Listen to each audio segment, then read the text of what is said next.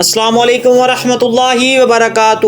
روحانی media official میں خوش آمدید۔ جی تو معزز ناظرین، آپ کو عید الاضحیٰ کا دوسرا دن بہت بہت مبارک ہو۔ اللہ پاک نے ہمیں سنت ابراہیمی ادا کرنے کی توفیق دی، جس پر ہم اس کا جتنا شکر ادا کریں کم ہے۔ لیکن آج عید کے دوسرے دن جہاں ہر طرف گوشت کی تقسیم اور دعوتیں چل رہی ہیں، ہمیں یہ سوچنا ہے کہ کیا ہم قربانی کے اصل روحانی مقصد کو پا سکے ہیں یا نہیں پا سکے۔ آج ہم اسی پر بات کریں گے کہ ساتھ ہی زندگی کی ہر مشکل میں آسانی کے لیے عید کے دنوں کا ایک خاص اور آسان وظیفہ بھی سیکھیں گے۔ معزز ناظرین، قربانی صرف جانور کا خون بہانے کا نام نہیں، یہ اپنے اندر کے تکبر اور انا کو ذبح کرنے کا نام ہے۔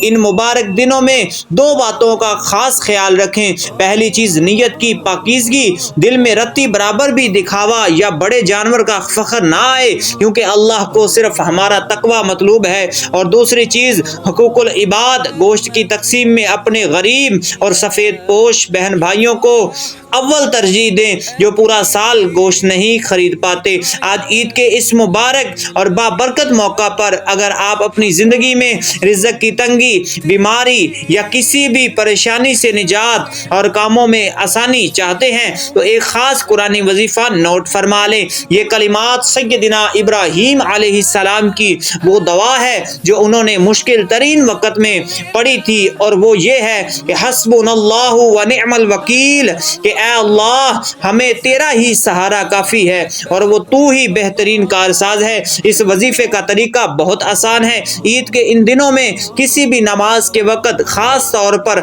عصر یا عشاء کے بعد، اول آخر 3 مرتبہ درود پاک پڑھیں اور درمیان میں 111 مرتبہ اس کلمات کو آپ نے پڑھنا ہوگا۔ پڑھتے وقت دل میں اپنی تنگی یا پریشانی کا تصور رکھیں۔ اللہ پاک کی ذات پر کامل یقین کے ساتھ جب آپ یہ پڑھیں گے تو آپ خود اپنی زندگی کے بند رستوں کو کھلتا اور ہر کام میں غیب سے آسانی پیدا ہوتے دیکھیں گے۔ آئیے عہد کریں کہ گوشت کے ساتھ ساتھ محبتیں بھی بانٹیں اور اس وظیفے کو اپنی زندگی کا حصہ بنائیں۔ اللہ پاک ہماری قربانیاں اپنی بارگاہ میں قبول فرمائے اور تنگیوں کو آسانیوں میں بدلے، آمین۔ اگر یہ روحانی پیغام اچھا لگا ہو تو روحانی میڈیا آفیشیل کو سبسکرائب کریں اور ویڈیو کو شیئر کر کے ثواب جاریہ کا حصہ بنیں۔ جزاک اللہ خیرہ۔